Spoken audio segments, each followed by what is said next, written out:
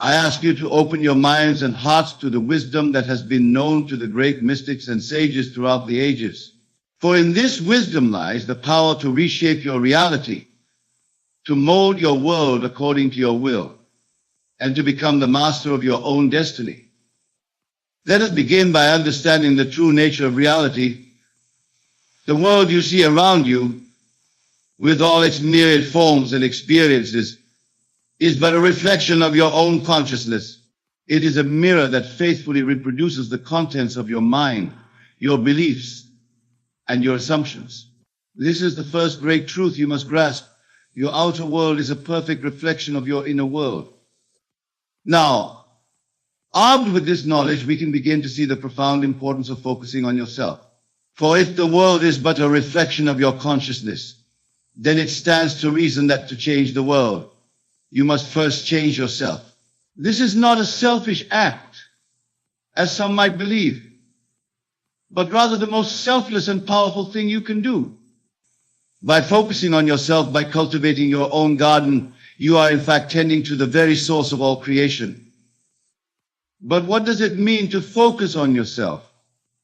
It is not, as some might think, a matter of endless self-analysis or constant introspection. No, to truly focus on yourself is to turn your attention inward to the divine presence that resides within you. It is to recognize and claim your true identity as a created being, made in the image and likeness of God. This brings us to the second part of our theme, stay silent. Silence, my dear friends, is not merely the absence of noise. It is the rich, fertile soil from which all creation springs. In the silence of your own being, you will find the wellspring of infinite possibility, the canvas upon which you can paint the masterpiece of your life. To stay silent is to cultivate a state of mind that is receptive to the whispers of your own divine nature. It is in this silence that you can hear the still, small voice of your own intuition, guiding you towards your highest good. It is in this silence that you can feel the stirrings of your own creative power, waiting to be unleashed upon the world. But let us delve deeper into this concept of silence, for it holds within it a power that few truly understand. When I speak of silence, I am not referring merely to the absence of external noise, though that can certainly be beneficial.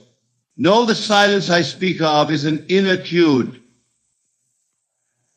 a stilling of the endless chatter of the mind that so often drowns out the voice of our true self. This inner silence is the doorway to the infinite. It is the state in which you can truly commune with the God within you, the state in which you can access the limitless wisdom and power that is your birthright. In this silence, you will find that you are not separate from the source of all creation, but are in fact one with it. Now you might ask, how can I cultivate this inner silence in a world that is constantly demanding my attention, constantly pulling me in 1,000 different directions? The answer, my friends, is simple, though not always easy. You must make a conscious decision to turn your attention away from the external world and focus it inward. This does not mean that you must retreat from the world or neglect your responsibilities. Far from it. Instead, it means that you must learn to live in the world while maintaining an inner stillness, an inner focus. It means that you must learn to act from a place of inner peace and clarity, rather than reacting to the constant stimuli of the outer world. As you begin to practice this inner focus and silence, you will notice a remarkable change taking place in your life. The chaos and confusion of the outer world will begin to fade away, replaced by a sense of order and purpose. You will find that you are no longer buffeted about by the winds of circumstance, but are instead moving through life with a sense of direction and intention. This is because as you focus on yourself and maintain inner silence, you are aligning yourself with the creative power of the universe. You are tapping into the same force that creates worlds, that sets the stars in motion, that breathes life into all things. And as you align yourself with this power, You will find that your life begins to unfold with a grace and ease that you never thought possible. But let me be clear, this is not a passive process.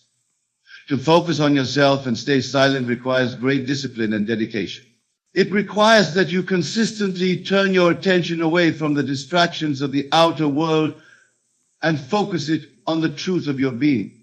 It requires that you cultivate a state of inner stillness, even in the midst of outer turmoil. This practice of inner focus and silence is, in essence, the art of living from the inside out. It is the recognition that all power, all wisdom, all love resides within you. And it is the conscious decision to live from that place of inner power, rather than being swayed by external circumstances. As you commit to this practice, you will begin to see miraculous changes in your life. You will find that the things you once struggled for begin to come to you effortless. You will discover that the problems that once seemed insurmountable begin to dissolve of their own accord. You will experience a sense of peace and joy that is not dependent on external circumstances, but wells up from within you. This is because, as you focus on yourself and stay silent, you are aligning yourself with the natural laws of the universe. You are no longer working against the current of life, but are instead flowing with it. You are no longer trying to force things to happen through sheer willpower, but are instead allowing them to unfold naturally as a result of your inner state of being. Now, some of you might be thinking, but isn't this selfish? Shouldn't we be focusing on helping others, on making the world a better place? And to this I say, there is no greater service you can render to the world than to realize your own divine nature. For as you do so, you become a living example of what is possible. You become a light in the darkness, inspiring others to claim their own divine heritage. Moreover, as you focus on yourself and cultivate inner silence, you will find that your actions in the world become more effective, more powerful. You will no longer be acting from a place of lack or fear, but from a place of abundance and love. And actions that spring from this place have the power to truly transform the world. Let us now consider the practical application of this wisdom in your daily life. How can you begin to focus on yourself and stay silent in a world that seems designed to distract and fragment your attention? The answer lies in developing a consistent practice of inner communion. This practice can take many forms, but at its core, it involves setting aside time each day to turn your attention inward, to commune with the God within you. This might involve meditation, prayer, or simply sitting in quiet contemplation. The form is not as important as the intention and the consistency. As you engage in this practice, you will begin to notice subtle changes in your perception. The world around you will seem to take on a new quality, a new depth. You will begin to see beyond the surface appearances of things to the underlying reality. You will start to recognize the divine presence in all things, in all people. This shift in perception is the beginning of a profound transformation. For as you begin to see the world through the eyes of your divine self, you will naturally align your thoughts, words, and actions with this higher perspective. You will find yourself making choices that are in harmony with your true nature, choices that lead to greater joy, peace, and fulfillment. But this is only the beginning. As you deepen your practice of inner focus and silence, you will begin to tap into the creative power that is your birthright. You will discover that you have the ability to shape your reality through the power of your imagination and belief. This is where the true magic begins. For as you focus on yourself and stay silent, you create a space in which you can clearly visualize and feel the reality you wish to experience. And as you hold this vision in your mind, imbuing it with the feeling of reality, you set in motion the forces that will bring it into manifestation. This is the true meaning of prayer. It is not a beseeching of an external deity, but a communion with the God within you. It is a recognition of your oneness with the source of all creation, and a conscious alignment of your thoughts and feelings with the reality you wish to be in. As you engage in this practice, you will find that the outer circumstances of your life begin to change, often in ways that seem miraculous. Opportunities will arise that perfectly align with your inner vision. People will come into your life who can assist you in realizing your dreams. Obstacles that once seemed insurmountable will dissolve as if they were never there. But remember, the key to this process is to focus on yourself and stay silent. Do not be tempted to share your inner work with others, at least not in the beginning stages. For the world is full of doubters and naysayers who, not understanding the power of this practice, might seek to discourage you. Instead, keep your vision to yourself. Nurture it in the silence of your own being. Let it grow strong and vibrant within you before you expose it to the light of day. For just as the seed needs the darkness of the soil to germinate and grow strong, so too does your vision need the silence and secrecy of your inner world to take root and flourish. As you continue this practice, you will begin to experience a profound shift in your relationship with the world. You will no longer feel at the mercy of external circumstances, but will instead recognize yourself as the author of your own experience. You will no longer seek validation or approval from others, but will instead find an unshakable sense of self-worth arising from within. This is true empowerment. It is the recognition that you are not a victim of circumstance, but the creator of your reality. It is the understanding that the power to change your life does not lie in manipulating external conditions, but in changing your own consciousness. And as you embrace this truth, as you focus on yourself and stay silent, you will find that your life becomes a living testament to the power of this practice. You will become a walking, breathing example of what is possible when one aligns oneself with the creative power of the universe. But let me warn you, this path is not for the faint of heart. It requires courage, commitment, and unwavering faith. For as you begin to focus on yourself and stay silent, you will be confronted with aspects of yourself that you may have long ignored or denied. You will be faced with your own doubts, fears, and limiting beliefs. This is a necessary part of the process. For in order to fully claim your divine nature, you must first confront and transmute those aspects of yourself that are not in alignment with this truth. This is the true meaning of spiritual transformation. It is not about becoming something other than what you are, but about stripping away the false beliefs and limitations that obscure your true nature. As you engage in this inner work, you may find that certain relationships or situations in your life begin to change. This is natural and necessary. For as you align yourself more fully with your true nature, those things that are not in harmony with this new vibration will naturally fall away. Do not resist this process. Instead, trust that everything that is leaving your life is making room for something better, something more aligned with your true self. Remember, the universe abhors a vacuum.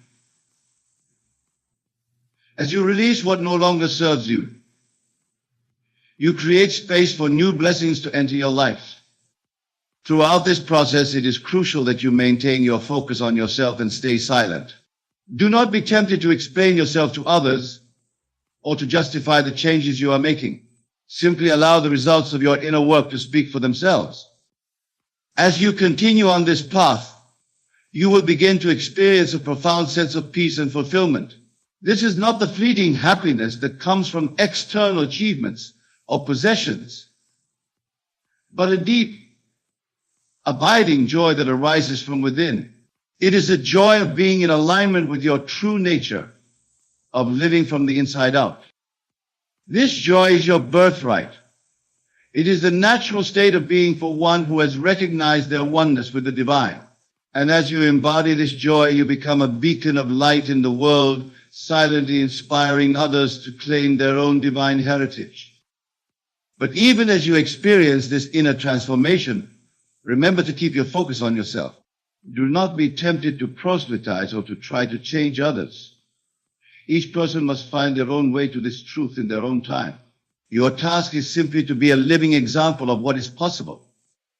As you continue to focus on yourself and stay silent, you will find that your intuition becomes sharper, your insights deeper. You will begin to perceive the underlying patterns and connections in life that were previously hidden from view. This is because as you quiet the chatter of your mind, you create space for your higher self to communicate with you. This heightened intuition will guide you unerringly towards your highest good. You will find yourself making decisions with ease and confidence, knowing that you are being guided by a wisdom far greater than your logical mind. But remember, this intuition speaks in whispers, not shouts. It requires the silence and inner focus that we have been discussing to be heard clearly. This is why it is so crucial to maintain your practice of inner communion, even as your outer life begins to transform. As you deepen your practice, you will begin to experience moments of profound clarity and insight. These are moments when the veil between the seen and unseen worlds becomes thin, when you perceive directly the underlying unity of all things. These experiences, though often fleeting at first, will become more frequent and sustained as you continue to focus on yourself and stay silent. These moments of clarity are not the goal of your practice, but rather signposts along the way, confirmations that you are on the right path. The true goal is the continuous moment-to-moment awareness of your divine nature, the constant recognition of your oneness with all of life. As you progress on this path, you will find that your very presence begins to have a transformative effect on those around you. Without saying a word, without trying to change anyone, you will find that people are drawn to you, sensing the peace and power that emanates from you. This is the true meaning of being a light in the world. It is not about preaching or proselytizing, but about embodying the truth of your being so fully that others are not naturally inspired to seek that truth for themselves. But even as you begin to experience these profound changes, remember to keep your focus on yourself. Do not become attached to the results of your practice or to the reactions of others. Simply continue to nurture your inner silence, to commune with the God within you. As you do so, you will find that your life begins to take on a quality of effortless grace. Things that once required great struggle will begin to happen naturally and easily. This is because you are no longer working against the current of life, but are instead allowing yourself to be carried by it. This state of effortless accomplishment is your natural birthright. It is the way life is meant to be lived, but it can only be experienced when you are in alignment with your true nature, when you are focused on yourself and maintaining inner silence. As you continue on this path, you will begin to understand the true meaning of abundance. You will realize that abundance is not about accumulating possessions or achievements, but about recognizing the infinite richness of your own being. You will discover that everything you could ever need or want already exists within you, waiting to be recognized and expressed. This realization will free you from the endless striving and seeking that characterizes so much of human existence. You will no longer feel the need to prove yourself or to compete with others. Instead, you will rest in the certainty of your own divine nature, knowing that you are already complete and whole. But even as you experience this inner abundance, remember to keep your focus on yourself and stay silent. Do not be tempted to boast about your realizations or to compare yourself to others. Simply allow the abundance of your being to express itself naturally in your life. As you deepen your practice of inner focus and silence, you will begin to perceive the underlying unity of all things. You will realize that the separation you once perceived between yourself and the world, between yourself and others, was an illusion created by your limited perception. This realization of unity is not merely an intellectual understanding, but a direct experiential knowing. It is a profound shift in consciousness that transforms your entire relationship with life. You will no longer see yourself as a separate entity struggling against the world, but as an integral part of the cosmic dance of creation. This shift in perception will naturally lead to a greater sense of compassion and love for all beings. For when you recognize that all is one, how can you not love all as yourself?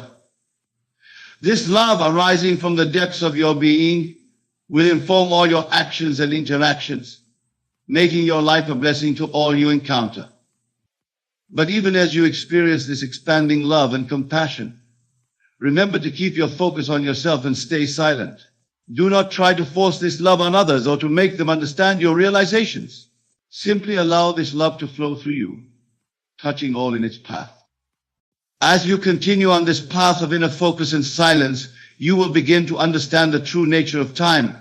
You will realize that the past and future exist only in your mind, and that the present moment is the only point of power. This realization will free you from regret about the past and anxiety about the future, allowing you to live fully in the eternal now. In this state of present moment awareness, you will find that time seems to expand. You will be able to accomplish more while doing less, because you are no longer wasting energy on useless mental chatter or emotional turmoil. You will move through life with a sense of unhurried ease, knowing that everything is unfolding perfectly in its own time. But even as you deepen your practice of focusing on yourself and staying silent, you will come to understand the true nature of power. You will realize that true power does not come from controlling others or manipulating external circumstances, but from mastering your own consciousness. This inner mastery will allow you to move through life with grace and authority, effortlessly manifesting your desires and inspiring others through your example. Remember, the journey of self-realization is ongoing. Even as you experience profound shifts in consciousness and miraculous changes in your outer life, continue to focus on yourself and maintain inner silence. Do not become complacent or think that you have arrived at some final destination. Instead, remain open to ever-deepening levels of awareness and understanding. As you progress on this path, you may be called to share your wisdom with others. If this occurs, do so with humility and discretion. Speak only to those who are ready to hear. And even then, let your life be your primary teaching. Remember that the most profound truths cannot be conveyed through words alone, but must be experienced directly.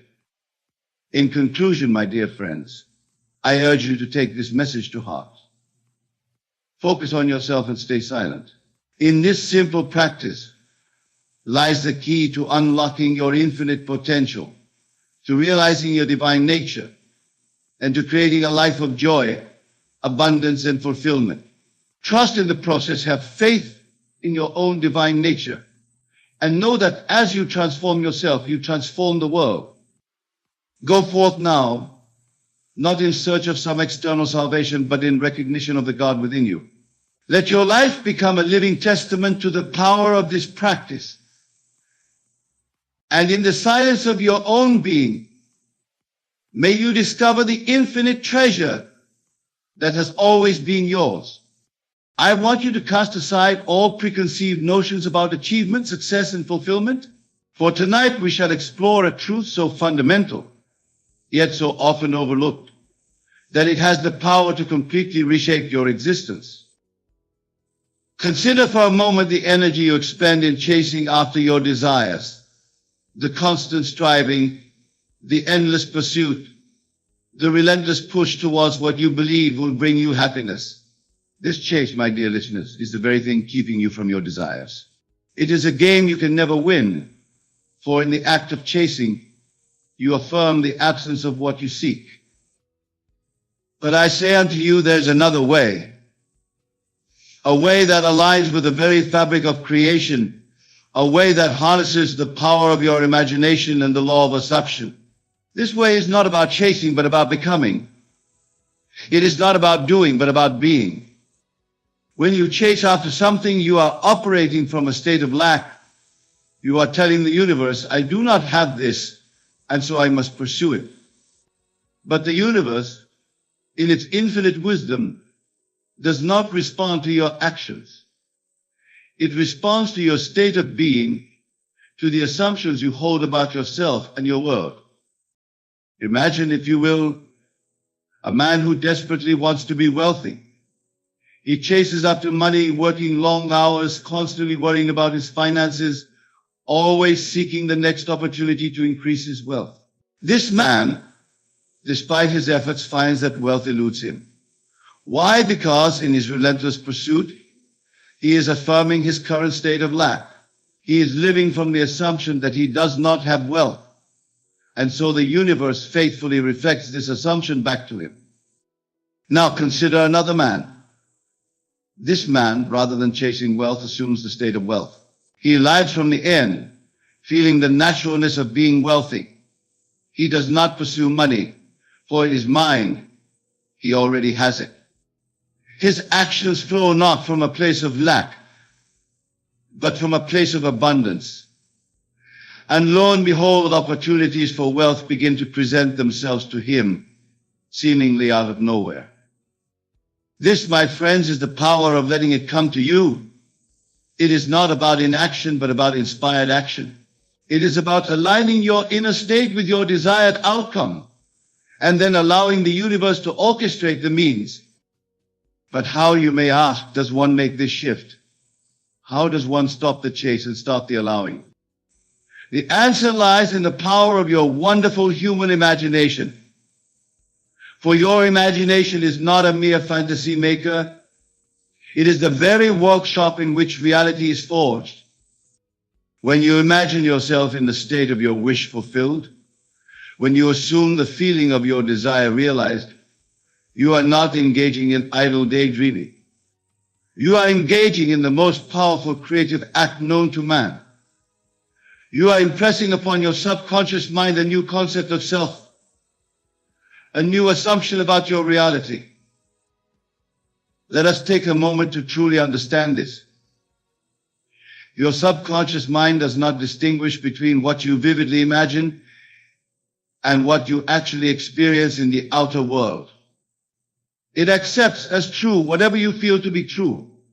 And once it accepts an idea as true, it proceeds to bring it into manifestation in your physical reality. So when you stop chasing and instead assume the state of already having what you desire, you are not being passive. You are actively creating your reality from within. You are aligning yourself with the creative power of the universe, allowing it to work through you and for you. This, my dear listeners, is the essence of let it come to you. It is about recognizing that what you seek is already within you, waiting to be expressed. It is about understanding that the outer world is nothing more than a reflection of your inner assumptions. Consider the biblical phrase, before they call, I will answer. This is not about some external deity responding to your prayers. It is about the creative power within you, which knows your desires even before you consciously formulate them. When you align yourself with this power, when you live from the assumption of your wish fulfilled, you allow this inner wisdom to guide you towards the manifestation of your desires. But let me be clear, this is not about sitting idly and waiting for things to magically appear in your life. It is about a fundamental shift in consciousness. When you truly embody the state of your wish fulfilled, your actions naturally align with that state. You begin to think, speak, and act from the perspective of already being or having what you desire. Let us explore this further with an example. Imagine a woman who desires a loving relationship. In the old paradigm of chasing, she might frantically go on dates, constantly worry about her appearance, and obsess over finding the one. But in doing so, she is affirming her current state of being single and searching. Now imagine this same woman shifting her approach. Instead of chasing a relationship, she assumes the state of being in a loving partnership. She feels the joy, the security, the companionship in her imagination. She lives each day from this assumption, carrying herself with the confidence and contentment of someone who is deeply loved. In this state, she no longer desperately seeks a partner. She may still go on dates, but she does so from a place of fullness rather than lack. And in doing so, she becomes magnetic to the very love she desires. She allows it to come to her, drawn by the power of her assumption and the clarity of her vibration. This principle applies to every area of your life, my friends. Whether you seek wealth, health, success, or any other desire, the key is to stop chasing and start embodying. For what you are seeking is also seeking you, but it can only find you when you align yourself with its frequency. Now I can hear some of you thinking, but Neville, isn't this just positive thinking? Isn't this denial of my current reality? And to this I say emphatically no. This is not about denying your current circumstances. It is about understanding the true nature of reality. Your current circumstances are nothing more than the fruit of your past assumptions and beliefs. They have no power to determine your future unless you give them that power by continuing to focus on them. When you shift your focus, when you assume a new state, you are not denying reality. You are exercising your divine right to choose which reality you wish to experience. Remember, the outer world is dead. It has no life of its own. It is your consciousness that gives life to your experiences. When you chase after things in the outer world, you are chasing shadows, reflections of past states of consciousness. But when you change your consciousness, when you assume a new state, you cause the outer world to rearrange itself to match your new assumption. This, my dear friends, is the true secret of effortless manifestation. It is about aligning yourself with the law of assumption, recognizing that what you seek is seeking you, and allowing it to flow into your experience through the power of your imagination and belief. But let me warn you, this is not always an easy path.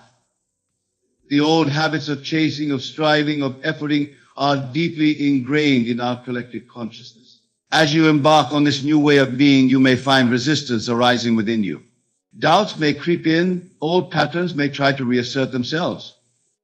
When this happens, do not fight against these thoughts and feelings.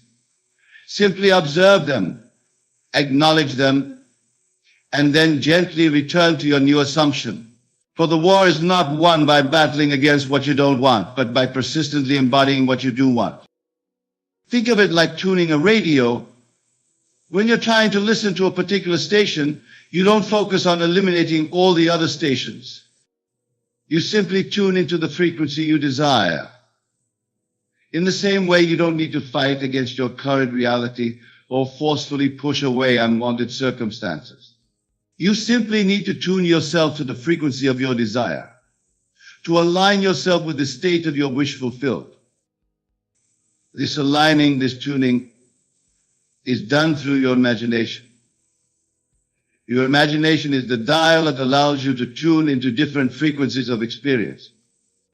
As you use your imagination to assume the feeling of your wish fulfilled, you are tuning yourself to that frequency, allowing the corresponding experiences to flow into your life.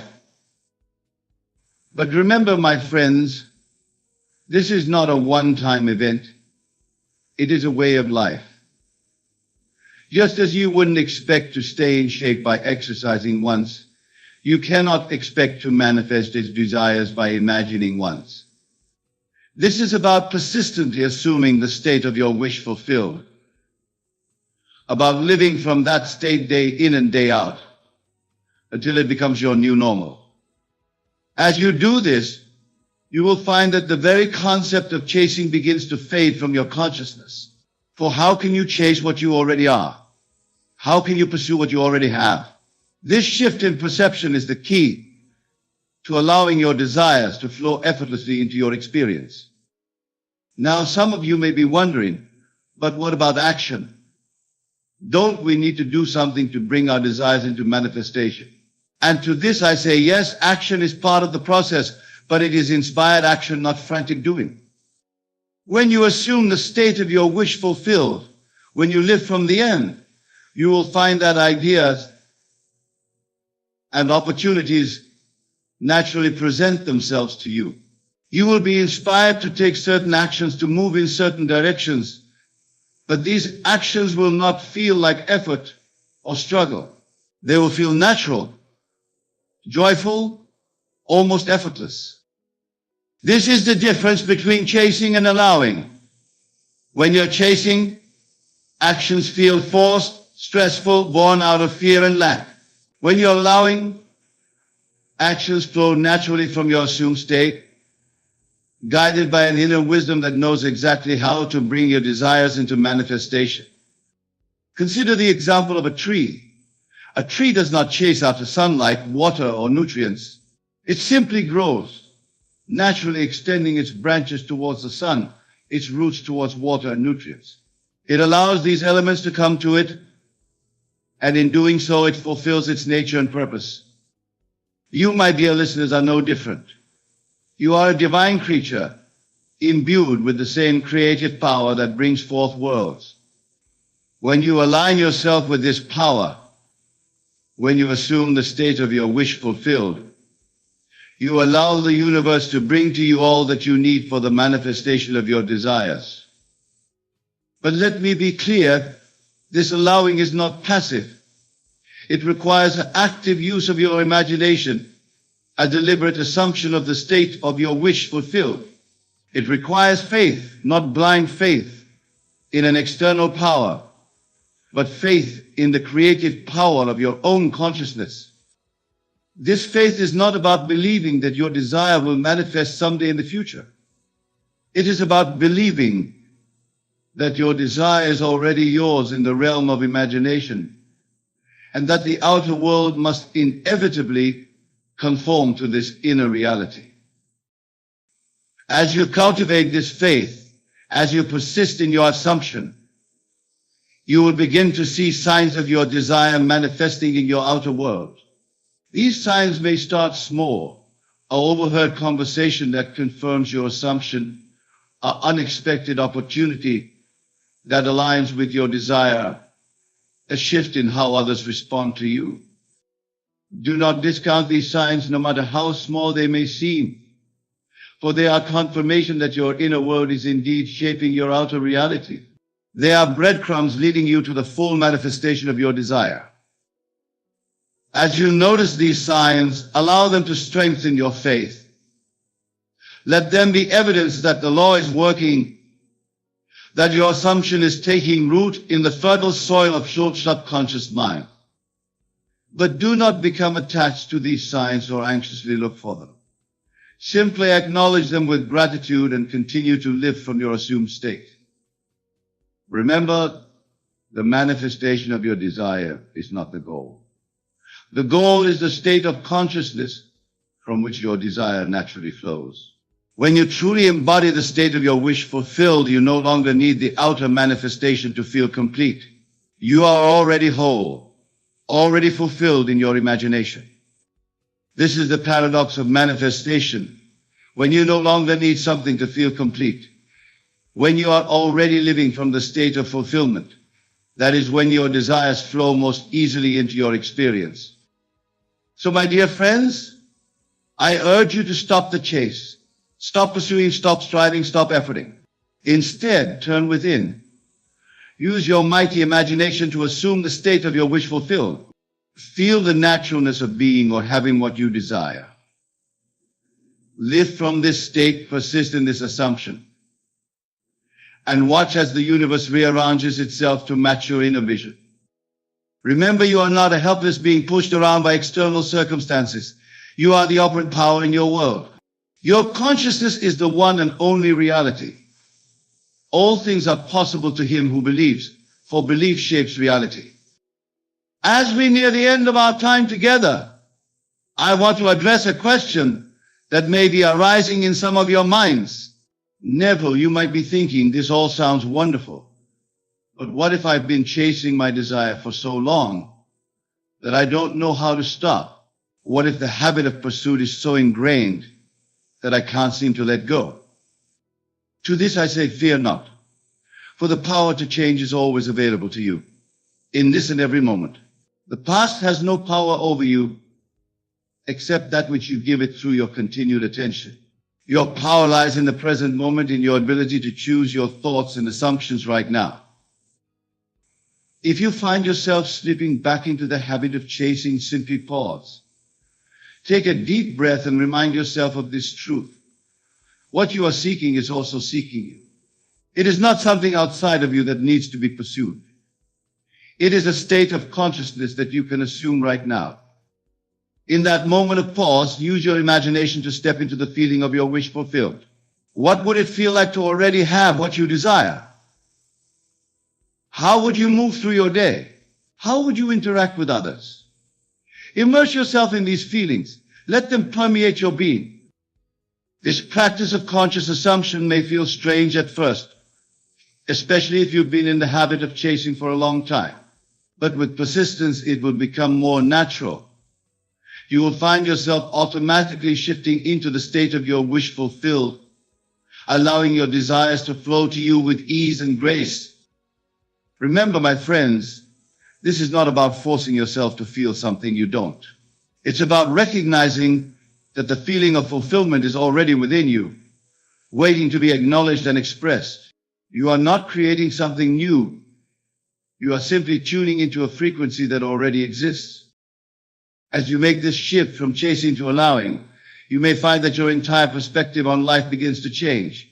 Things that once seemed important may lose their urgency. Pursuits that once consumed your energy may fall away naturally. For when you are living from the state of fulfillment, when you are aligned with your true desires, life becomes less about getting and more about being. This shift is the true gift of letting go of the chase. It's not just about manifesting specific desires, although that will happen. It's about aligning yourself with the flow of life, with the creative power of the universe. It's about recognizing your own divine nature and allowing it to express itself fully through you. In this state of alignment, of allowing, you become a channel for the infinite possibilities of the universe. Ideas flow to you effortlessly. Opportunities present themselves naturally. The right people and circumstances appear in your life at the perfect time. This is the magic of living from the state of your wish fulfilled. But remember, this magic is not something external to you. It is not some cosmic force that you need to appease or manipulate. It is the natural expression of your own consciousness. When it is aligned with truth, you are the magic, you are the miracle, you are the creative power you've been seeking.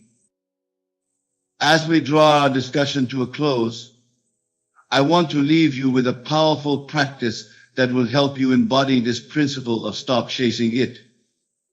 Let it come to you. This practice is simple, yet profound in its effects. Each night as you lay in your bed, just before you drift off to sleep, enter into a state of deep relaxation. In this relaxed state, imagine a scene that implies the fulfillment of your desire. Make it as vivid and real as possible. Engage all your senses. Feel the emotions you would feel if your desire were already realized. As you fall asleep in this state, you are impressing this new concept of self upon your subconscious mind. You are planting a seed in fertile soil, a seed that will grow and blossom into your physical reality. Do this night after night with faith and persistence. Do not be concerned with the how or when of your desire's manifestation. Your job is not to figure out how it will happen. Your job is simply to assume the state of your wish fulfilled and to live from that state. During your waking hours, whenever you catch yourself slipping into the old habit of chasing, gently bring yourself back to this state of fulfillment. Remind yourself that what you seek is already yours in consciousness, and that the outer world must conform to this inner reality. As you practice this, you will begin to feel a shift within you, a sense of peace, of certainty, of knowing. This is the feeling of alignment with your true self, with the creative power of the universe.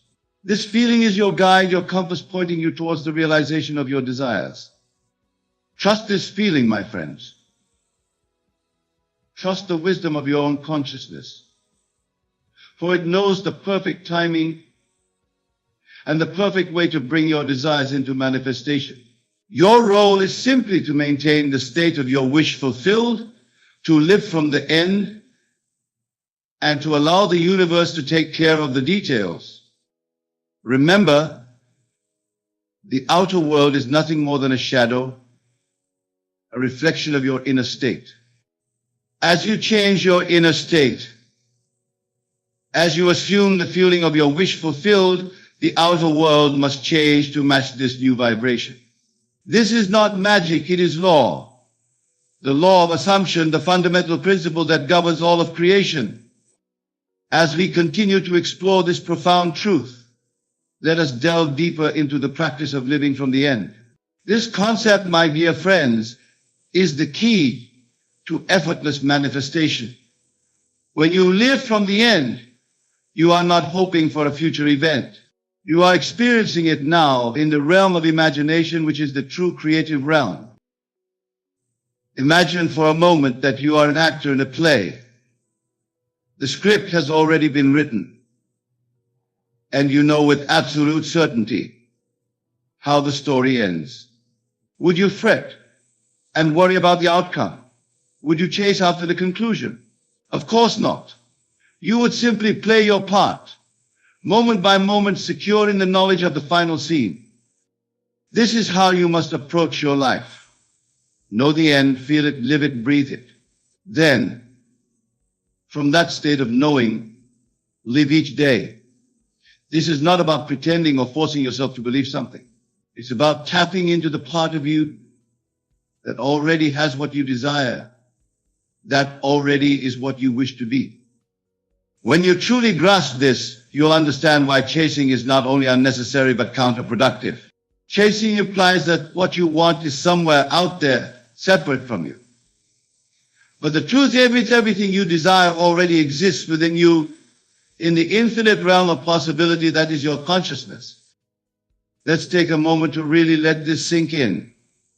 Close your eyes if you feel comfortable doing so. Take a deep breath, and as you exhale, feel yourself letting go of the need to chase, to strive, to struggle. Feel yourself sinking into a state of allowing, of knowing that what you desire is already yours. In this state of allowing, you become a magnet for your desires. You're no longer pushing against reality, trying to force it to conform to your wishes. Instead, you're aligning yourself with the natural flow of creation. You're becoming a channel through which your desires can easily manifest. But remember, this state of allowing is not a passive state. It requires active participation on your part. You must consciously choose moment by moment to live from the end, to feel the feelings, think the thoughts, and take the inspired actions of someone who already has what you desire. This might feel challenging at first, especially if you've been in the habit of chasing for a long time. You might find your mind wanting to slip back into old patterns of worry and lack. When this happens, don't fight it.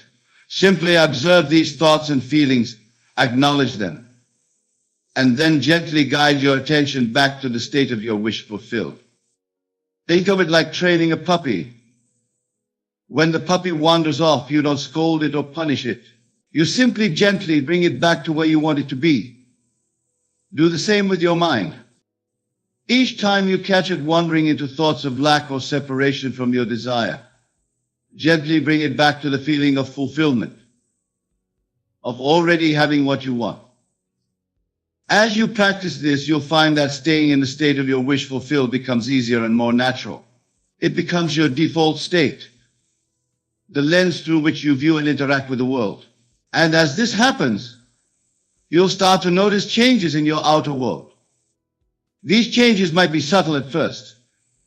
Perhaps you'll notice that people respond to you differently, or that opportunities you never noticed before suddenly seem to appear, or that solutions to problems come to you effortlessly. These are all signs that your inner shift is creating ripples in your outer reality. Don't discount these small changes. Celebrate them. See them as confirmation that the law is working, that your assumption is taking root. But don't become attached to them or anxiously look for them. Simply acknowledge them with gratitude and continue to live from your assumed state. As you persist in this practice, larger changes will begin to manifest. The full realization of your desire will unfold in ways that might surprise and delight you. But remember, the outer manifestation is not the goal. The goal is the state of consciousness from which your desire naturally flows. This is a crucial point, my friends. When you're truly living from the end, when you're fully embodying the state of your wish fulfilled, you no longer need the outer manifestation to feel complete. You're already whole, already fulfilled in your imagination. And paradoxically, it's in this state of completeness that your desires flow most easily into your experience. Now, some of you might be thinking, but Neville, what about action? Don't we need to do something to bring our desires into manifestation? And to this I say, yes, action is part of the process. But it's inspired action, not frantic doing. When you're living from the end, ideas and opportunities will naturally present themselves to you. You'll feel inspired to take certain actions, to move in certain directions. These actions won't feel like effort or struggle.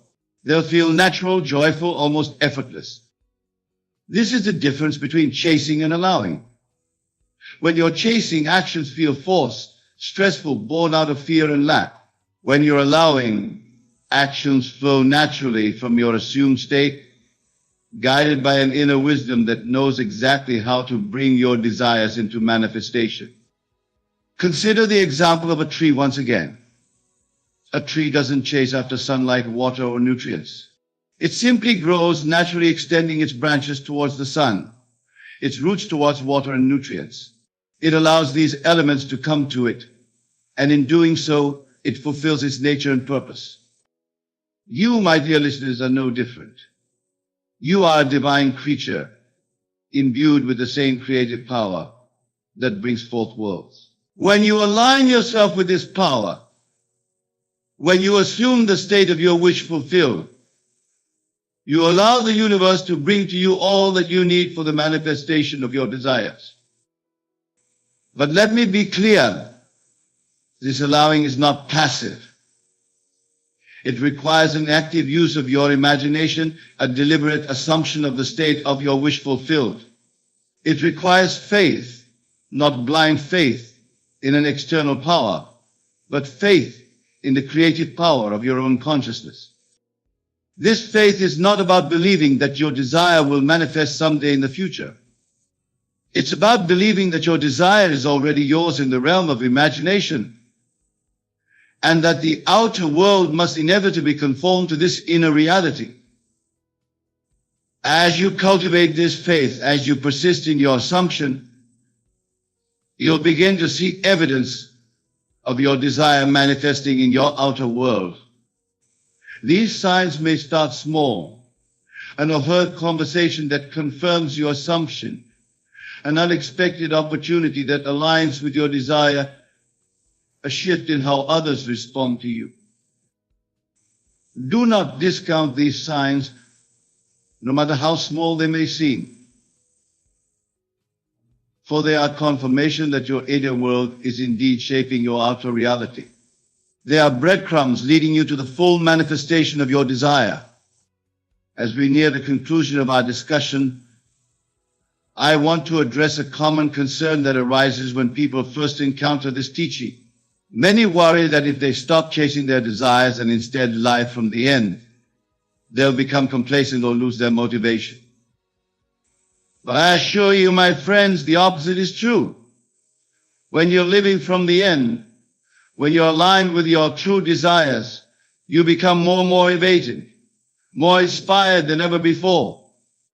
But it's a different kind of motivation. It's not the frantic, anxious energy of someone desperately chasing a goal. It's the calm, confident energy of someone who knows their desire is already theirs. In this state, you take inspired action not because you feel you have to, but because you want to. You move through life with a sense of joy and anticipation, eager to see how your inner state will manifest in your outer world. This is the true gift of letting go of the chase. It's not just about manifesting specific desires, although that will happen. It's about aligning yourself with the flow of life, with the creative power of the universe. It's about recognizing your own divine nature and allowing it to express itself fully through you. In this state of alignment of allowing, you become a channel for the infinite possibilities of the universe. Ideas flow to you effortlessly. Opportunities present themselves naturally. The right people and circumstances appear in your life at the perfect time. This is the magic of living from the state of your wish fulfilled. But remember, this magic is not something external to you. It's not some cosmic force that you need to appease or manipulate. It is the natural expression of your own consciousness when it's aligned with truth. You are the magic. You are the miracle. You are the creative power you've been seeking. As we draw our time together to a close, I want to leave you with a final thought. The principle we've explored tonight, stop chasing it. Let it come to you, is not just a technique for manifesting desires. It's a way of life. It's about recognizing your true nature as a divine, creative being.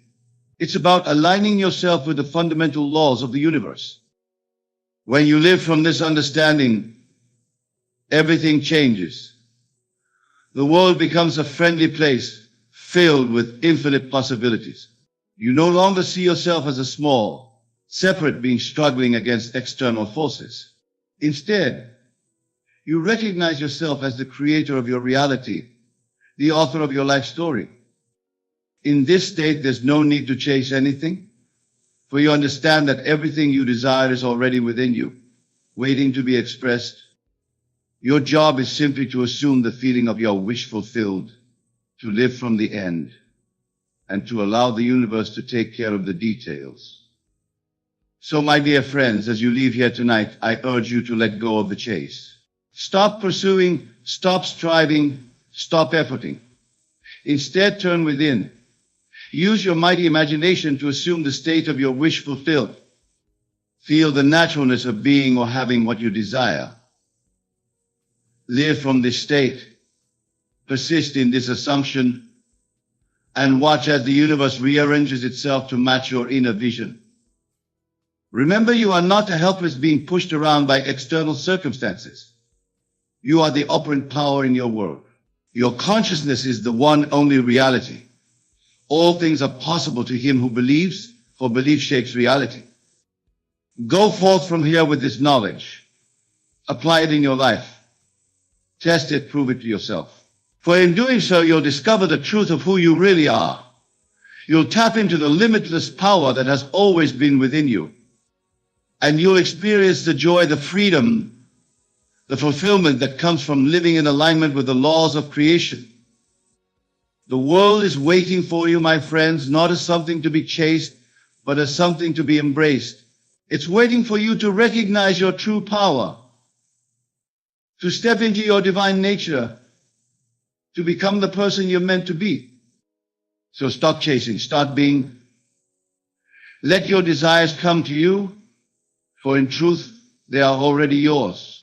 All you need to do is open your arms, open your heart, and receive them. Remember, the kingdom of heaven is within you. The power to shape your reality is within you. You are the miracle you've been waiting for. Embrace this truth, live from it, and watch as your world transforms before your eyes. Good night, my dear friends, and may your dreams know your assumptions become your reality. Imagine, if you will, that your current reality is like a garment you wear. It may feel comfortable, familiar, even inevitable, but I assure you it is no more permanent or real than the clothes on your back. You can change it just as easily as you change your attire. The secret lies in recognizing and utilizing the God-gifted power within you. Now you might be wondering, Neville, how can I use this power to manifest my desired life? And therein lies the crux of our discussion today. The power to manifest your desires lies not in some external deity, but within you. It is your consciousness, your awareness, that is the very substance of reality. You see, the world you experience is not happening to you. It is happening from you. Every circumstance, every event, every interaction in your life is a reflection of your inner state. These are not random occurrences, but the outpicturing of your assumptions and beliefs. When you truly grasp this, you understand the immense power you hold to shape your reality. So how do we begin to use this God-gifted power to manifest our desired life?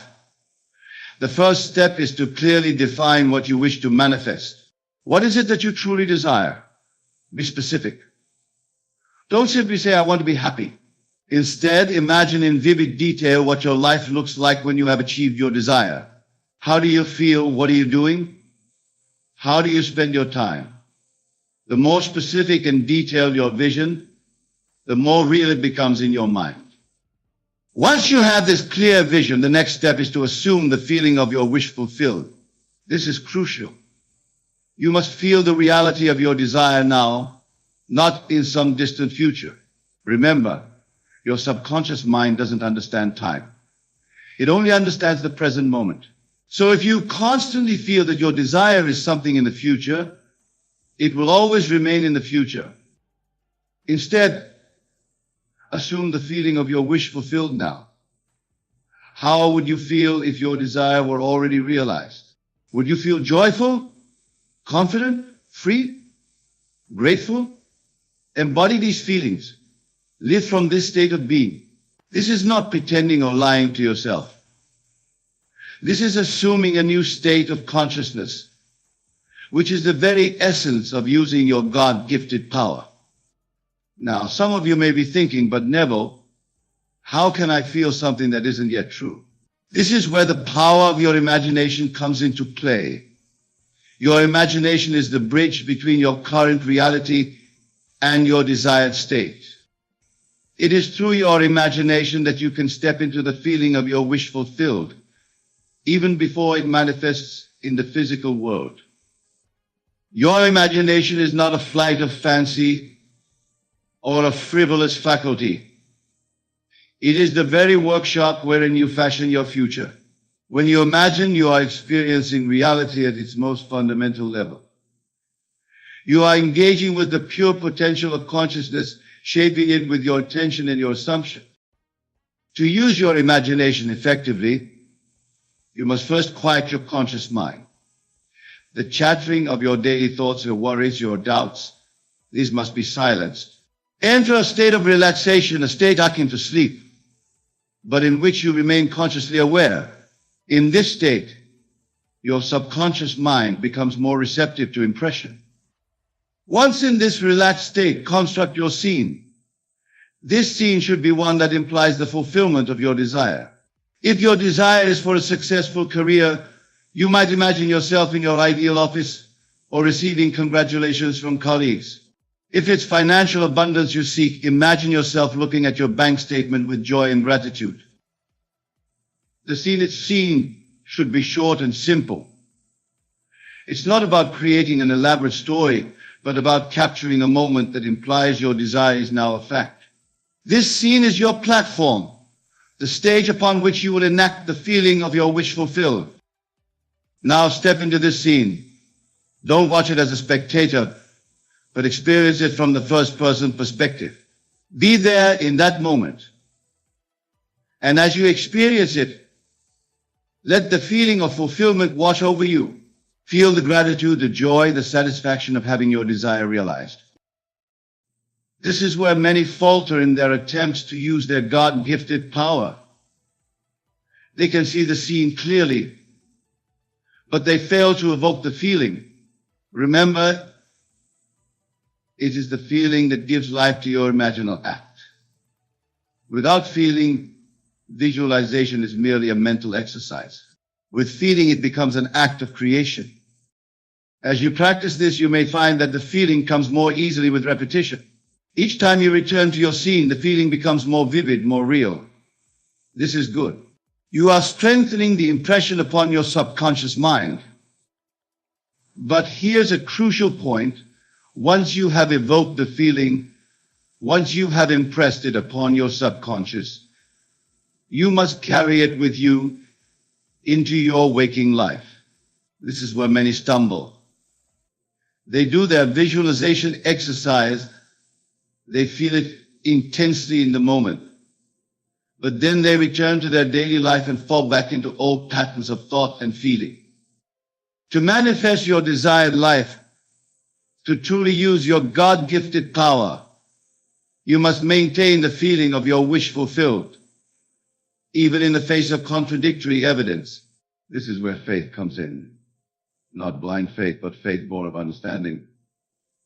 Understanding that your outer world is a reflection of your inner state. When you truly grasp this, you will no longer be swayed by appearances. You will know that what you see around you is the effect, not the cause. The cause lies in your consciousness, in your feeling. And as you persist in the feeling of your wish fulfilled, your outer world must reshape itself to match this inner conviction. Now let us address a common challenge in using your God-gifted power: the apparent contradictions of your senses.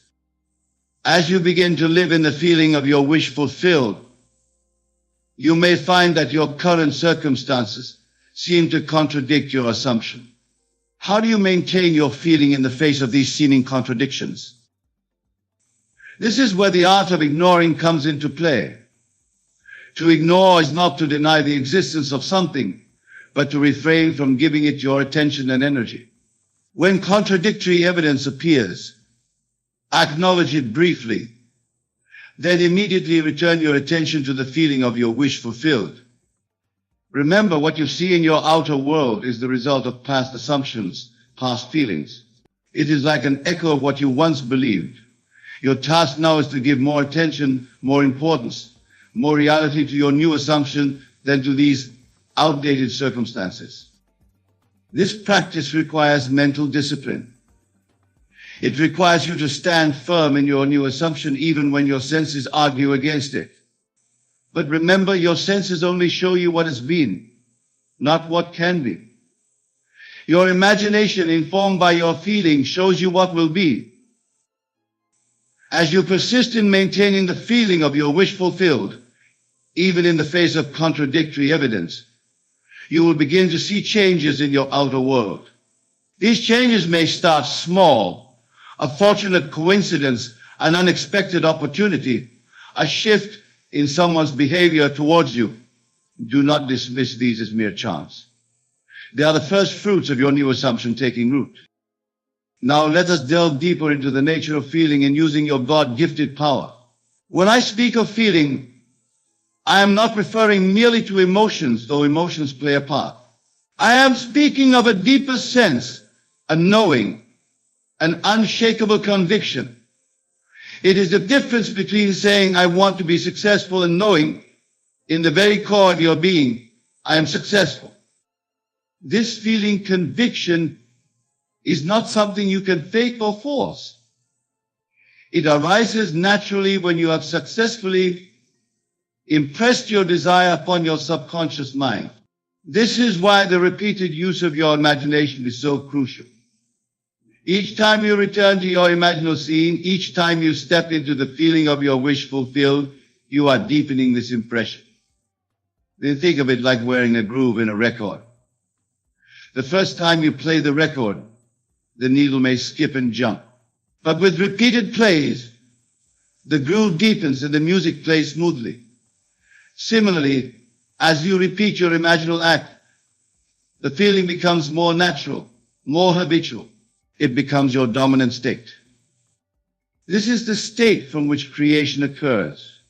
When you can maintain this feeling, conviction throughout your day, when it becomes as natural as breathing, you have mastered the art of using your God-gifted power. Your outer world has no choice but to conform to this inner state. But what of those moments when doubt creeps in? When fear arises? When the old patterns of thought and feeling try to reassert themselves? These moments are inevitable, especially in the beginning of your practice. Do not be discouraged by them. Instead, see them as opportunities to strengthen your new assumption. When doubt arises, do not fight it. Fighting against the thought only gives it more power.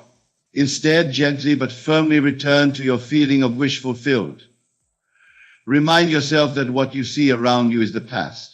Your new assumption, your new feeling, is creating your future. This brings us to another crucial aspect of using your God-gifted power, the concept of living in the end. Living in the end means assuming the feeling of your wish fulfilled in your day-to-day life. It's not enough to visualize for a few minutes each day and then return to your old patterns of thought and feeling. You must carry the feeling of your wish fulfilled with you throughout your day. This doesn't mean you deny your current circumstances. Rather, you acknowledge them briefly, then immediately return to the feeling of your desire fulfilled. You live from the assumption that what you desire is already yours. For example, if your desire is for financial abundance, you would feel the security, freedom, and joy of wealth as you go about your day. When you make purchases, you would feel the ease and confidence of someone who has more than enough. When you interact with others, you would carry yourself with the assurance of a wealthy person. Living in the end requires a shift in your entire way of being. It's not about pretending or play acting. It's about genuinely assuming a new state of consciousness. When you do this effectively, you'll find that your actions naturally align with your assumed state, accelerating the manifestation process. Now, let us ask the role of action in using your God-gifted power. Some people mistakenly believe that manifesting means they can simply imagine their desires and then sit back and wait for them to magically appear. This is not the case. Using your gifted power does not negate action, it informs action. When you successfully impress your desire upon your subconscious mind, when you truly feel your wish fulfilled, you will be inspired to take actions that align with this state. These actions will feel natural, even inevitable. They will not be driven by fear or lack, but will flow from your assumed state of fulfillment. This is a crucial distinction. When you take action from a place of lack, trying to get what you desire, you are actually affirming the assumption of not having it. But when you take action from the assumption of already having your desire fulfilled, you open yourself to infinite possibilities for its expression and expansion. So do not neglect action, but ensure that your actions are aligned with and flowing from your assumed state.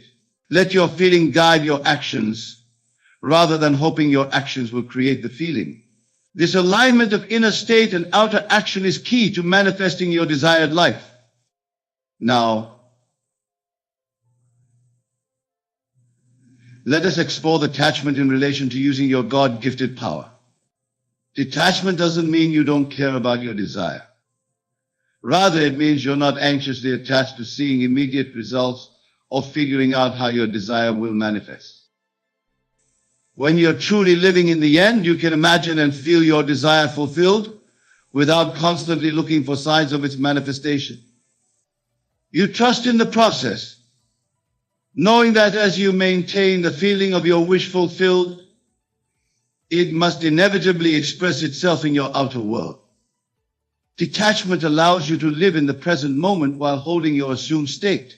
It frees you from the anxiety and doubt that can slow down the manifestation process. It allows you to enjoy the journey of manifestation rather than being solely focused on the destination. Practice detachment by reminding yourself that your imaginal act imbued with feeling is the reality. What you see in the outer world is just a shadow, a reflection of past assumptions. As you persist in your new assumption, this shadow must change to match the new reality you're imagining and feeling. Let us now address the importance of gratitude in using your God-gifted power. Gratitude is not just a pleasant emotion. It is a powerful creative force. When you feel genuinely grateful, you are affirming that you already have what you desire. This aligns perfectly with the principle of living in the end. Begin to cultivate an attitude of gratitude for your desire, even before you see it manifested in your physical reality. Be thankful for it as if it were already yours. Feel appreciation for the abundance that surrounds you in all forms. The air you breathe, the sun that shines, the food you eat. As you practice gratitude, you are assuming the state of someone who has their desire fulfilled. This assumption, persistently held, must manifest in your outer world as the realization of your desire. Now let us explore the power of revision in using your God-gifted power. Revision is not merely about changing your memories or rewriting your past. It is about recognizing that the past only exists in your mind and therefore it can be changed in your mind. At the end of each day, take a few moments to review the events of your day. If there were any events that were not to your liking, revise them in your imagination. See them unfolding in a way that aligns with your desired state. Feel the satisfaction, the joy, the fulfillment of this revised version of events. By doing this, you are not denying what physically happened. You are changing the impact of that event on your subconscious mind. You are impressing upon your subconscious a reality that aligns with your desires rather than one that contradicts them. As you make this practice of revision a habit, you will find that your reactions to current events begin to change. You will become less reactive, more peaceful, more aligned with your desired states of being. This alignment accelerates the manifestation process. Let us now discuss the importance of persistence in using your God-gifted power. While we speak of manifesting desires, it's important to understand that the speed of manifestation can vary. Some desires may manifest almost instantly, while others may take more time to fully materialize in your physical reality. The key is to persist in your assumption, regardless of how long it seems to be taking. Remember, the outer world is a reflection of your inner state. If you waver in your assumption, if you lose faith in the process, you send mixed signals to your subconscious mind, which can slow down the manifestation process. Persistence doesn't mean forcing or struggling. It means consistently returning to the feeling of your wish fulfilled, even when the outer world seems to contradict it. It means choosing again and again to live from the end, to embody the state of having your desire realized. This persistence requires faith, not blind faith, but faith born of understanding. Understanding that your outer world is a reflection of your inner state, and that as you persist in your new assumption, your world must reshape itself to match it. Now let us address the role of self-concept in using your God-gifted power. Your self-concept, the beliefs you hold about who you are, is perhaps the most powerful factor in determining the path in your life. Many people struggle to manifest their desires because their self-concept contradicts what they're trying to achieve. They may visualize wealth, but deep down, they don't believe they're the kind of person who can be wealthy. They may imagine a loving relationship, but fundamentally believe they're unworthy of love. To use your God-gifted power effectively, you must be willing to revise your self-concept. This involves imagining and feeling yourself as the person who already has what you desire. It's not about creating a false image of yourself, but about recognizing and embracing your true, limitless nature. Remember, at your core, you are pure consciousness. You are not defined by your past experiences, your current circumstances, or the opinions of others. You are the awareness in which all these things appear. And this awareness, your true self, is infinite in its potential. As you use your imagination to assume your desired states, you are essentially recreating yourself. You are stepping into a new concept of self, a new understanding of who you are and what's possible for you. This revision of self-concept is crucial for using your God-gifted power effectively. As you align your self-concept with your desires, you remove the inner contradictions that can slow down the manifestation process. Now, let us explore the role of emotion in using your God-gifted power.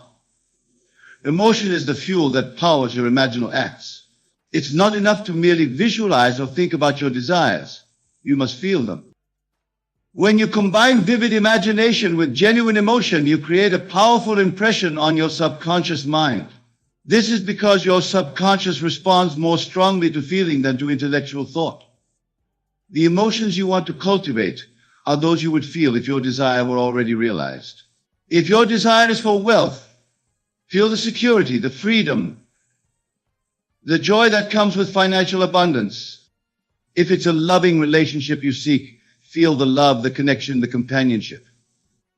These emotions should be so real, so intense, that when you open your eyes and return to your present circumstances, you carry with you a sense of fulfillment, as if your desire has already been realized.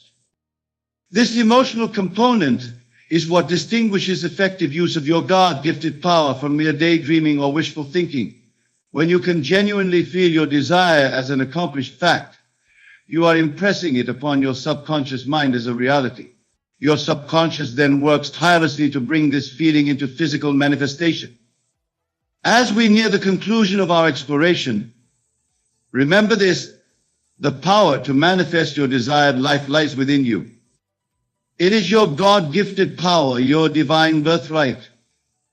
It resides in your ability to imagine vividly, to feel deeply, and to persist faithfully in the assumption of your wish fulfilled. The secret to manifestation is not determined by external factors, but by the intensity of your belief and the consistency of your imaginal acts. Go forth from here with this knowledge. Apply these principles in your daily life.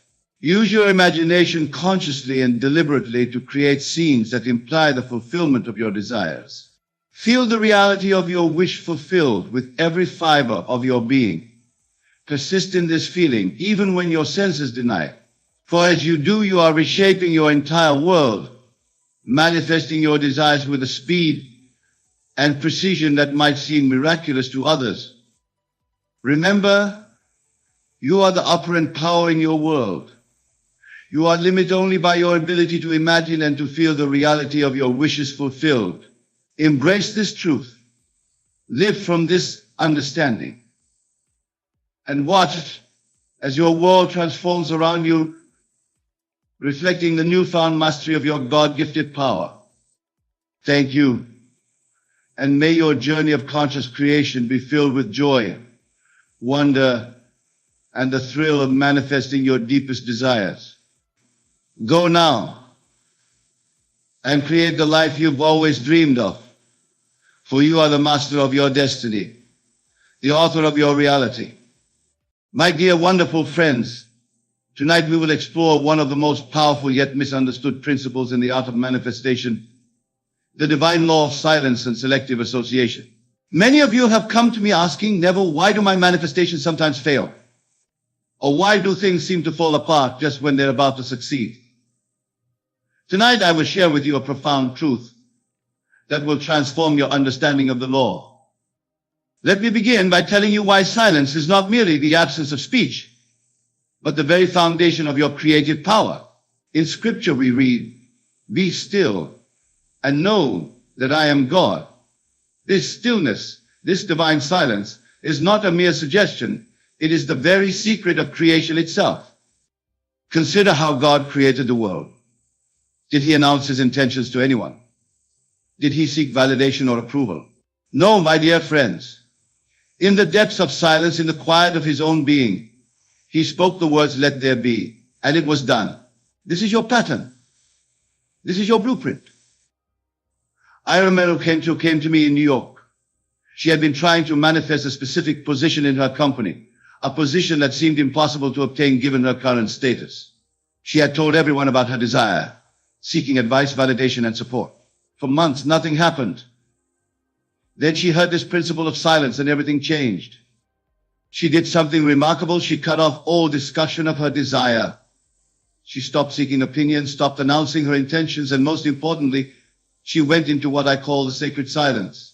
Within 3 weeks, not only was she offered the position she desired, but she was offered an even better one she hadn't even imagined possible. You see, when you speak of your desires to others, you are diffusing your creative power. Every time you discuss your intentions, you are releasing the pressure of the creative force that should be building within you. It's like puncturing a balloon before it's fully inflated. The air escapes, and the balloon never reaches its intended form.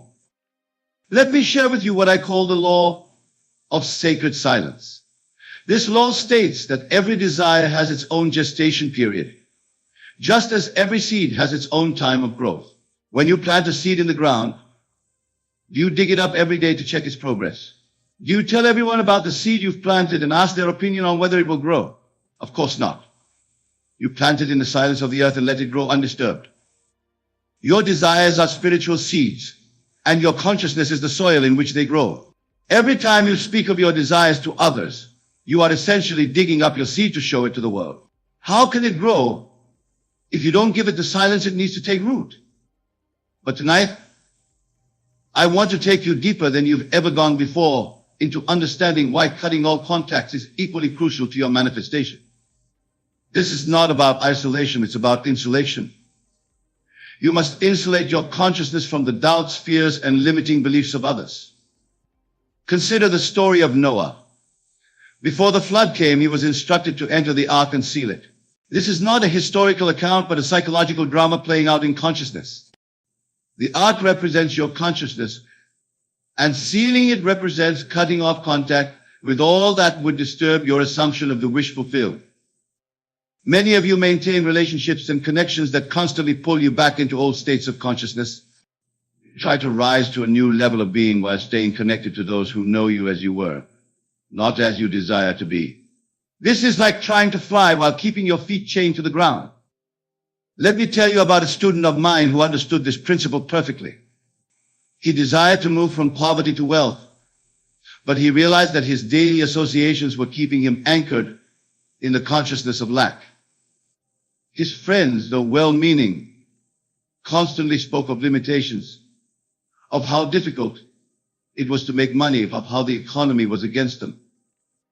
He made a bold decision. He temporarily cut all contacts that reinforced the old state of poverty consciousness. He didn't do this unkindly or abruptly, but he quietly withdrew from circles that kept him tied to the old state. Instead of spending evenings discussing lack with his usual companions, he went into silence and lived in the assumption of his wish fulfilled. The results were extraordinary. Within 6 months, his entire financial reality transformed. But notice something crucial. He didn't announce his intentions to withdraw. He didn't make declarations about cutting contacts. He simply did it in silence, with the same naturalness with which you would close a door to keep out the cold. Now let me share with you what I call the 3 chambers of silence. The first chamber is physical silence, the cessation of speaking about your desires. The second chamber is mental silence, the quieting of internal chatter and doubt. The third chamber, and most profound, is spiritual silence, the complete surrender to the feeling of your wish fulfilled. Many of you enter the first chamber easily enough. You can stop talking about your desires. Some of you even master the second chamber, controlling your thoughts. But it's the third where the real power lies, and this chamber can only be entered when you've cut the ties that bind you to your old state. Think of Lot's wife in Scripture. She was told not to look back at the city she was leaving. This is not a story about physical geography. It's about consciousness. When you're moving into a new state of being, you cannot keep looking back at the old state or maintaining connections with those who are not old state. Let me tell you about the law of state resonance. Everything and everyone in your life is a reflection of the state you occupy. When you try to enter a new state while maintaining connections with those who resonate with your old state, you create a psychological conflict that prevents your complete transformation. I recall a gentleman in Los Angeles who desired to become a renowned author. He had talent, he had ideas, but he remained stuck in obscurity. Why? Because he kept himself surrounded by people who knew him as a struggling writer. Their very presence in his life kept him anchored to that state of struggle. One day, after hearing these principles, he did something that seemed drastic to others, but was perfectly natural to him.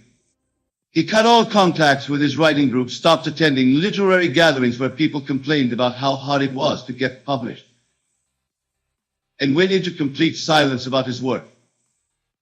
Instead of discussing his book with others, he lived in the silence of his completed wish. He would walk into bookstores and quietly see his book on the shelves. He would silently feel the weight of his published work in his hands. He stopped seeking validation, stopped asking for opinions, and most importantly, stopped connecting with those who knew him as anything less than a successful author. Here's what you must understand about the power of cutting contacts. It's not about avoiding people. It's about avoiding states. Every person in your life represents a state of consciousness. When you maintain connections with those who know you in your old state, you're making it infinitely harder to fully occupy your new state.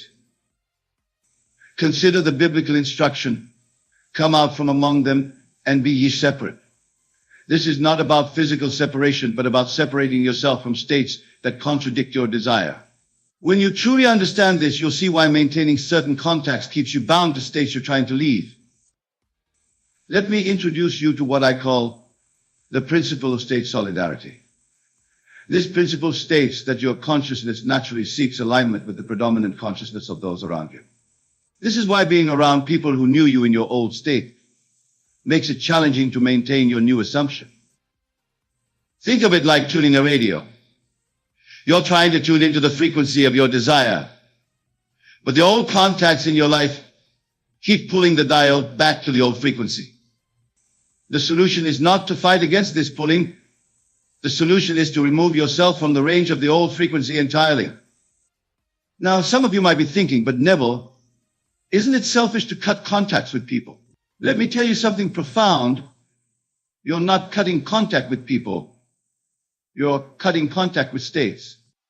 When you successfully establish yourself in your new state, you'll find that some of these people will either transform with you or naturally fall away. Let me share with you what I call the law of silent transformation. When a caterpillar enters its cocoon, it doesn't announce its transformation.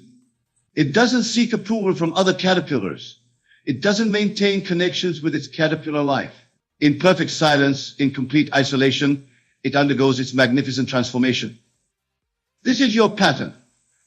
When you're transforming into a new state of consciousness, you must enter your own psychological cocoon. This is why silence and cutting contacts are not just helpful suggestions. They are spiritual imperatives. I remember a woman in my New York lectures who desired marriage. She had been dating for years, constantly discussing her relationships with friends, always seeking advice, always maintaining connections with people who knew her as the single friend. She was constantly in what I call the state of seeking. After learning these principles, she did something revolutionary. She cut all contacts with her dating circles, stopped discussing relationships entirely, and withdrew from the constant social commentary about her love life. Instead, she went into complete silence and lived in the assumption of being happily married. Her friends thought she had become antisocial. Some even criticized her for withdrawing, but she understood something they didn't. She couldn't become the woman she desired to be while maintaining connections that kept her in the state of seeking. Here's what you must understand about the power of silence. It's not merely the absence of noise, it's the presence of power. When you go into silence about your desires, when you cut contacts with those who know you as you were, you are creating a vacuum in consciousness. And nature abhors a vacuum? Let me introduce you to the 4 stages of silent creation. The first stage is recognition, recognizing that your current contacts and conversations are keeping you bound to your old state. The second stage is withdrawal, quietly removing yourself from environments and relationships that reinforce the old state. The third stage is silence, maintaining complete silence about your transformation. The fourth stage is emergence, naturally revealing your new state once it's fully embodied. Most people fail because they try to skip stages. They recognize the need for change but maintain all their old contacts. They try to withdraw but keep announcing their withdrawal. They attempt silence but keep checking if it's working. Remember, a seed doesn't grow faster because you keep checking on it. Consider Joseph in Scripture. When he received his dream of greatness, did he maintain connections with those who knew him as a slave? No. He was separated from all his old contacts, placed in what appeared to be adverse circumstances. But these very circumstances were preparing him for his transformation. This brings us to what I call the principle of sacred separation. Just as a pregnant woman carries her unborn child in the silence and privacy of her psalm, you must carry your desire in the silence and privacy of your consciousness. Every time you discuss it, every time you maintain contact with those who doubt it, you're exposing your unborn desire to harmful elements. Let me tell you about a businessman who came to me in desperate circumstances. His company was failing, and he had been constantly discussing his problems with everyone who would listen. His entire network consisted of people who knew him as the owner of a struggling business. I shared with him these principles, and he understood them at a deep level. He stopped attending business networking events where people discussed market difficulties. He cut contacts with his commiseration circle, those friends who gathered to share business troubles. He went into complete silence about his company status. Instead of seeking advice, he sought silence. Instead of maintaining connections that reinforced failure, he insulated his consciousness in the assumption of success. To the outside world, he seemed to have become a recluse. But in the silence of his consciousness, a transformation was taking place. What happened next illustrates perfectly what I call the law of silent attraction. Within 3 months, his business began attracting opportunities that had been there all along, but were invisible to him while he was in the state of struggle and constant discussion. You see, when you're constantly talking about your problems, constantly maintaining contacts with those who reinforce your limitations, you're blind to the opportunities surrounding you. Let me share with you the deeper metaphysical reason why silence and cutting contacts are so crucial. In Scripture, we read, "In returning and rest shall ye be saved. In quietness and in confidence shall be your strength."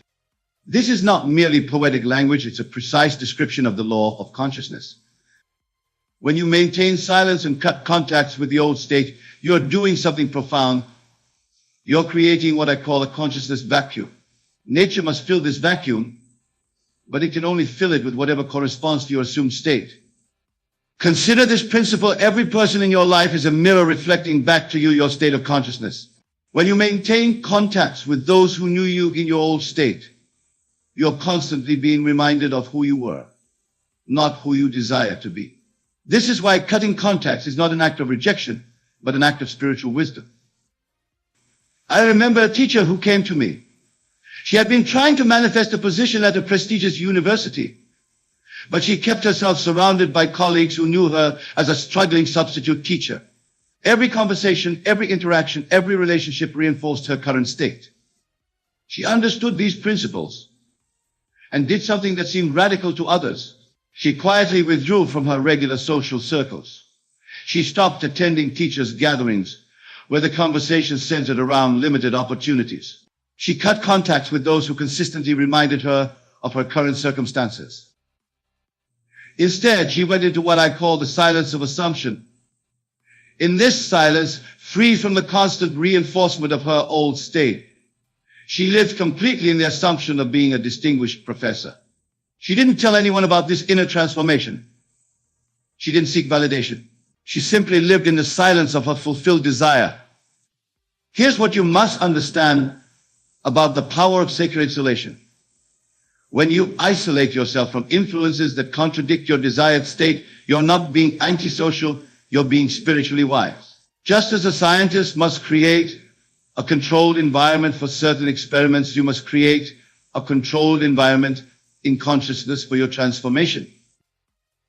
Let me introduce you to what I call the 7 seals of silence. The first seal is physical withdrawal, removing yourself from environments that reinforce the old state. The second seal is social disconnection, cutting contacts with those who know you only as you were. The third seal is conversational silence, refusing to discuss your transformation or desire. The fourth seal is mental quietude, silencing the internal dialogue about your past state. The fifth seal is emotional stillness, maintaining calm confidence in your assumption. The sixth seal is spiritual insulation, protecting your consciousness from doubt and disbelief. The seventh seal is complete absorption, living entirely in the feeling of your wish fulfilled. Each of these seals must be maintained if you wish to complete your transformation. Breaking even one seal can allow the old state to seep back into your consciousness. Consider the biblical story of the 3 wise men. After they saw the Christ child, they were warned in a dream not to return to Herod. This is a psychological truth. Once you've conceived your new state, seen the Christ child, you must not return to the old state, Herod. You must take another way home. Now let me share with you what I call the ultimate law of silent achievement. When you understand this law, you'll never again question the power of silence and selective contact.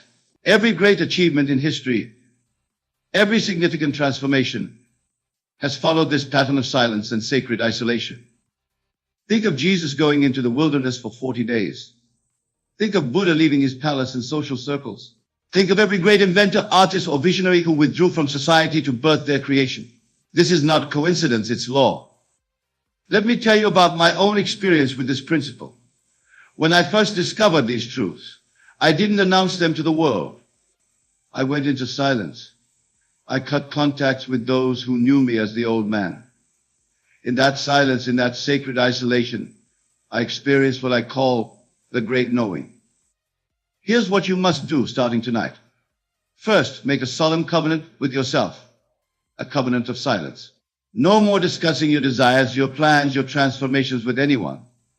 Second, begin what I call the great withdrawal, systematically cutting contacts with those who hold you in your old state. But remember, this is not about physical isolation, it's about state isolation. You're not rejecting people, you're rejecting states of consciousness that no longer serve your transformation. I'll share with you the 5 commands of silent power. Thou shalt not speak of thy desire to anyone.